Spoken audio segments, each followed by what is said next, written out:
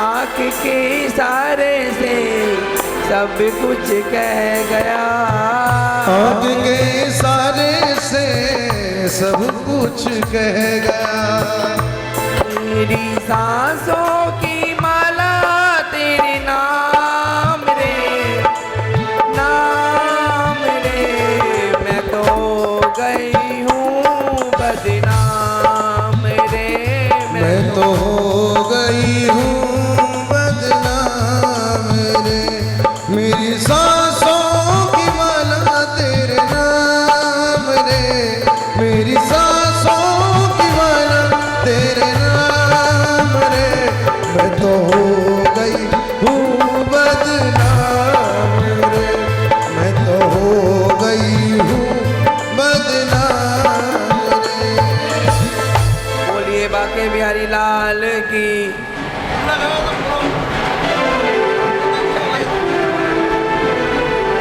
कहते हैं, देखिए भी शांति बनाए रखे भैया। कहते हैं कि एक नगर में एक घर में ठाकुर जी की पूजा होती थी, मगर उस घर में एक कन्या ही थी और उनके कोई बेटा नहीं था। तो जो वह लड़की थी ठाकुर जी को ही अपना भाई मानती थी। धीरे धीरे बड़ी हुई, उसकी शादी हुई। शादी होने के बाद जब वह वहाँ पहुँची तो वो जो परिवार था वो भगवान को नहीं मानता था। बस इस बात का उसको बड़ा दुख, मगर वो बेचारी नहीं नहीं क्या बोले, इसलिए अपनी मन की बात मन में ही रख दी और मन से ही ठाकुर जी की पूजा करने लगी। दिन बीतते गए, ठाकुर जी कह रही कब आओगे भैया, क्योंकि रक्षाबंधन और भैया तो जो वो ठाकुर जी को ही करती थी, उन दिनों वे अपने घर आ जाती थी मगर उदास मन से चली जाती थी। एक दिन उसके पति का प्रमोशन हुआ, उसने बोला चलो वृंदावन चलते हैं, मगर उसे छुट्टी नहीं मिली। घर में आके बताया कि छुट्टी नहीं मिली है, फिर कभी अगले महीने का प्रोग्राम बनाएंगे। यह सुन के बेचारी बड़ी उदास हुई और कहने लगी भैया आज तो न जाने कितने कर्मों जन्म के बाद इन्होंने वृंदावन का नाम लिया, जो मैं सुन के कि चलो आज मेरे भाई को मेरी याद तो आई, काफ़ी दिन हो गए, कोई बात नहीं, इस महीने में वृंदावन धाम आ जाऊंगी, जो कि शादी से पहले ही बेचारी गई हुई थी।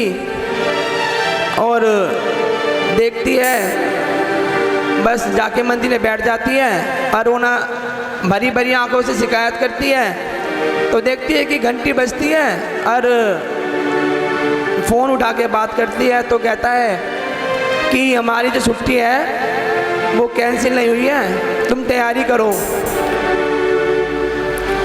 बड़ी खुशी की उठी और तैयारी करने लगी, कहने लगी भाई धन्यवाद, मैं आ रही हूँ, मैं चाहती हूँ कि जब मैं आऊँ तो आप कोई गुलाबी रंग का वस्त्र पहने, जिससे कि मुझे यह लगे कि मेरा भाई मेरे साथ है और मेरे मन की बातों को अच्छे से जानता है। तो जैसे ही घर से निकले, दो बच्चे और मियाँ बीवी वृंदावन के लिए निकलते हैं। रास्ते में एक थोड़ी दूर चलने के बाद एक मंदिर पड़ता है। बस मंदिर को देख के वो गाड़ी के ब्रेक लगा लेता है और मंदिर में जाके दर्शन करता है। तो क्या देखती है कि ठाकुर जी जो हैं गुलाबी रंग का वस्त्र पहने हुए हैं। ये देखकर बस मन ही मन बड़ी खुशी होती है और दर्शन करके आगे निकलने की तैयारी करते हैं। वृंदावन धाम पहुंचते हैं। जैसे कि वृंदावन धाम पहुंचने लगे तो ठाकुर जी के कपाट बंद होने का समय हुआ। सोच रही थी कि आज मैं वृंदावन जाकर एक जो ब्रजरज होती है उसका टीका लगाऊंगी और बच्चों को लगवाऊंगी, क्या पता रज माथे पे लगकर इनका कुछ मंच बदल जाए और मेरे ठाकुर जी को हो सकता है कि मैं साथ ही ले चलूं। मगर उसने पति को कुछ नहीं बताया और वृंदावन धाम में पहुंचे। बोलिए वृंदावन धाम की। पार्किंग में पहुंचते हैं, गाड़ी में खड़ी करते हैं, देखती है कि वहाँ कोई नहीं होता, पार्किंग सुनी होती है, इसलिए वह जल्दी से मंदिर की तरफ लंबे लंबे पैर बढ़ाकर ठाकुर जी के दर्शन करती है। उसकी इच्छा थी कि जिस प्रकार ठाकुर जी ने गुलाबी कपड़े जब पहने थे, जब मैं बाके मंदिर में पहुंचूं तो मेरा भाई हरे रंग के कपड़े पहने, तो यह देखकर मंदिर में दर्शन करें, मगर ठाकुर जी ने कुछ नहीं पहना था, नॉर्मल कपड़े।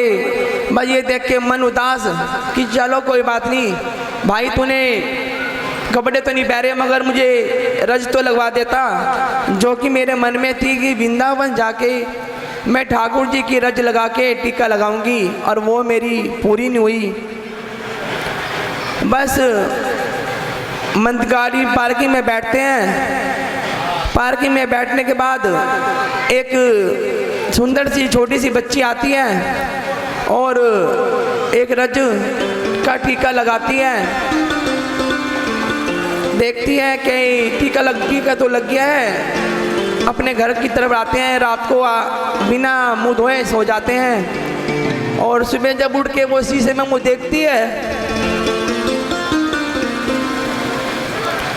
तो देखती है कि जो उसके माथे पे टीका लगा हुआ था, जो उसके मन में तमन्ना थी, राधा रानी की कृपा से राधा रानी स्वयं आकर उसको उस रज का टीका लगाती है।